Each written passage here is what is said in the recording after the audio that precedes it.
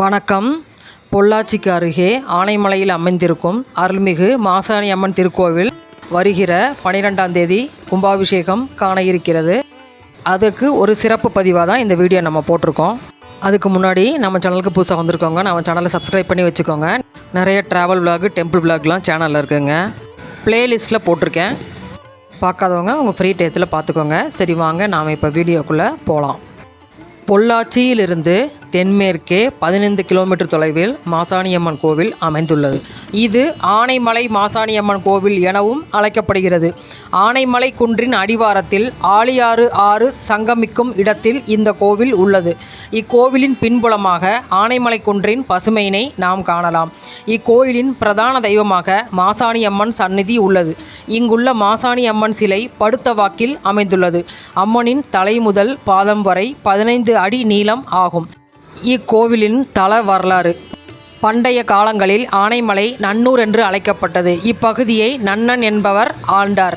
தனக்கு சொந்தமான அடர்த்தியான மாந்தோப்பில் இருந்து பழங்களை பறித்தவர்களுக்கு கடுமையான தண்டனைகளை அவர் அறிவித்திருந்தார். அவரது படை தளபதியின் பெயர் கோசர். கோசருக்கு சயனி என்ற ஒரு பெண் இருந்தாள். சயனி மிகுந்த அழகு உடையவள். எனவே தனது மகளுக்கு வீரமான ஒருவரை திருமணம் செய்ய திட்டமிட்டார். மகிழன் என்பவரை தனது மகளுக்கு மணமகனாக தேர்வு செய்தார். மகிழனுக்கும் சயனிக்கும் திருமணம் நடந்தது. இருவரின் வாழ்க்கையும் சிறப்பாக சென்றது. திருமணம் முடிந்து முதல் மாதத்திலேயே ஜயனி கர்ப்பமானாள். கோசர் தனது மகளின் வளைகாப்பு வைபவத்தை வெகு விமரிசையாக நடத்தினார். பின் 8வது மாதத்தில் தனது மகளை தன் வீட்டுக்கு அழைத்து செல்ல விரும்பினார். ஆனால் மகிழனுக்கு தனது மனைவியை பிரிய மனமில்லை.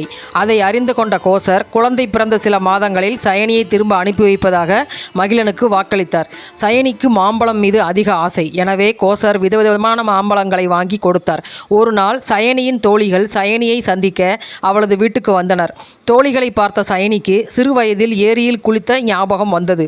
எனவே தோழிகளிடம் ஏரியில் குளிக்க தனக்கு ஆசை என கூறினாள். பெண்ணின் ஆசையை அறிந்த கோசர் பத்திரமாக சென்று வரும்படி சயனி மற்றும் தோழிகளிடம் கூறினார். அப்படி ஏரிக்கரைக்கு சென்று குளித்து கொண்டிருக்கையில் ஒரு மாம்பழம் தண்ணீரில் மிதந்து வந்தது. அதை எடுத்த சயனி அப்படியே சாப்பிட ஆரம்பித்தாள். அது நன்னூர் ராஜா தோட்டத்து மாம்பழம் என்பதை அவள் அறியவில்லை. இதை அறிந்த காவலாளி மன்னனிடம் முறையிட மன்னன் சயனிக்கு மரண தண்டனை வழங்கினான்.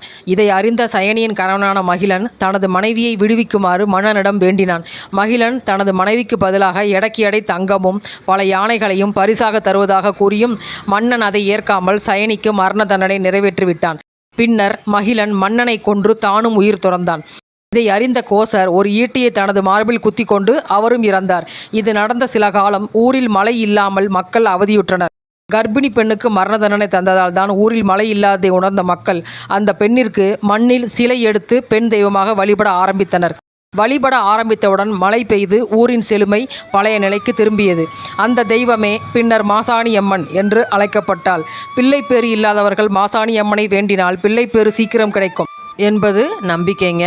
இத்திருக்கோவிலானது மயான மண்ணில் அமைந்திருப்பதாலும் மூலவரான அருள்மிகு அம்மனும் மயான மண்ணில் குடிகொண்டு விளங்குவதாலும் மாசாணியம்மன் எனும் பெயர் முதலில் அழைப்பு பெயராக அமைந்து பின்னர் நிலை பெயராகியும் விட்டது. எனினும் இது ஆதிபராசக்தியின் ஒரு வடிவமான அம்மன் தான் என்பது அனைவரும் அறிந்ததே. கொங்கு மண்டலத்தின் காவல் தெய்வமாகவும் நீதி தெய்வமாகவும் இந்த மாசாணியம்மன் திகழ்கிறார். வாங்க நம்ம கோவிலுக்குள்ளே போகலாம். கோவில் போகிறதுக்கு 2 வழி இருக்குது. பொள்ளாச்சியிலேருந்து இந்த கோவிலுக்கு வர்றதுக்கு நிறைய பஸ்ஸஸ் கூட அவைலபிளாக இருக்குதுங்க. அந்த பஸ் எல்லாம் பார்த்திங்கன்னா கோவிலுக்கு ஆப்போசிட்லேயே நிப்பாட்டுவாங்க. அங்கேயே ஸ்டாப்பிங் இருக்குது.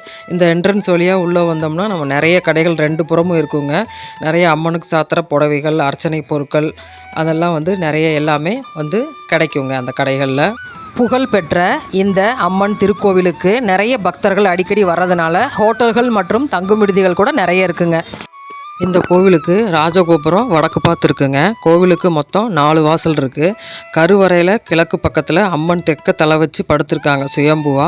பேச்சியம்மனுக்கு தனி சன்னதி இருக்குது. கோவிலின் காவல் தெய்வமாக கும்பமுனீஸ்வரர் இருக்காங்க. மேலும் கோவில் வளாகத்திலேயே துர்க்கை, மகிஷாசுரவர்தினி, சப்தமாதாக்கள், விநாயகர், கருப்பராயர், புவனேஸ்வரி, பைரவர் ஆகியோர் இருக்காங்க. தெற்கே தலை வைத்து படுத்திருக்கும் அம்மனுடைய திருக்கரங்களில் திரிசூலம், உடுக்கை, கபாலம், சர்ப்பம் போன்றவை காணப்படுதுங்க. கோவிலில் முக்கியமான வேண்டுதல்களாக மிளகாய் அரைத்து வழிபடுறதும், வேண்டிட்டு சீட் எழுதி அம்மனுக்கு சாத்துறது. அதாவது நமக்கு ஏதாவது வேண்டுதல் இருந்தால் அதை ஒரு கோரிக்கை மாதிரி மனு மாதிரி அங்கேயே ஃபார்ம் கிடைக்கும், எழுதி அம்மனுக்கிட்ட வேண்டுதல் சாத்திட்டோம்னா அது நடைபெறும் அப்படிங்கிறது நம்பிக்கைங்க. கோவிலுக்குள்ளேயும் 2 கடைகள் இருக்குங்க. ஒன்று பிரசாத கடையும், இன்னொன்று பூஜை சாமான் கடை. அதாவது நமக்கு ஃபோட்டோ ஃப்ரேம், அது மாதிரி கயிறு, அது மாதிரி எல்லாமே கிடைக்கும்.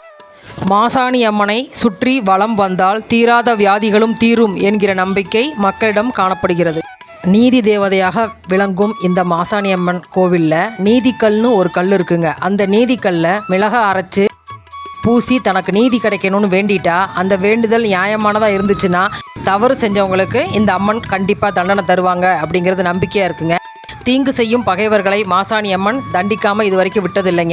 மேலும் பில்லி சூனியம், எந்திரம், ஏவல் போன்ற பெரும் பகையில் பாதிக்கப்பட்டவர்களும் பொருட்கள் திருட்டு போனவர்களும் மிளகாய் அரைச்சி நீதிக்கல்ல பூசி தனக்கு நீதி கிடைக்கணும்னு இங்கே வேண்டிக்கிறாங்க. தமிழகத்தில் மட்டுமல்லாமல் கேரளாவில் இருந்தும் இக்கோவிலுக்கு ஏராளமானவங்க இந்த மிளகாய் நேர்த்திக்கடனை பக்தியோடு நிறைவேற்றுறாங்கங்க. இந்த நேர்த்திக்கடனை செலுத்துவதற்காக வெள்ளி, செவ்வாய் மற்றும் அமாவாசை நாட்களில் பெண்கள் கூட்டம் இந்த கோவிலில் அலமோதுங்க. ஈர உடையுடன் கோவிலை வலம் வெளிப்புறத்தில் இருக்கும் நீதிக்கல்லில் கார மிளகாயை அரைச்சி பூசுகிறாங்க. மிளகாய் அரைத்து நீதி நிறைவேறிடுச்சுன்னா 90வது நாளில் அம்மனுக்கு எண்ணெய் காப்பு சாத்தி அந்த வேண்டுதலை முடிக்கிறாங்க. இக்கோவிலில் மிகச் சிறப்பு பெற்ற விழாவாக பூக்குண்டம் இறங்கும் விழா எனப்படும் தீமிதி திருவிழா நடைபெறுகிறது. அதிக எண்ணிக்கையிலான பக்தர்கள் இவ்விழாவில் கலந்து கொள்வர்.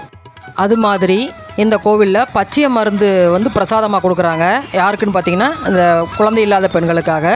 பெண்கள் இதனை சாப்பிட்டு கருப்பு கயிறு கட்டிக்கொள்ள தீவினைகள் நீங்கி குழந்தை பாக்கியம் உண்டாகும் அப்படிங்கிறதும் இந்த கோவிலோட நம்பிக்கையாக இருக்குங்க. சிறப்பு வாய்ந்த இந்த மாசாணி அம்மன் கோவிலில் கடைசியாக 2010ஆம் ஆண்டு கும்பாபிஷேகம் நடந்ததுங்க.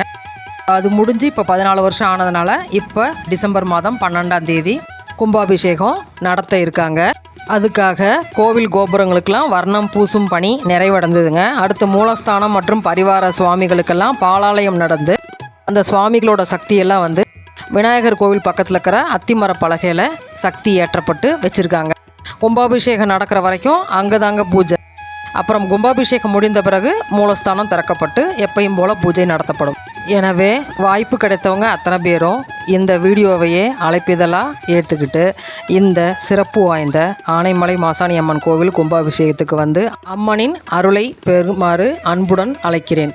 நன்றி.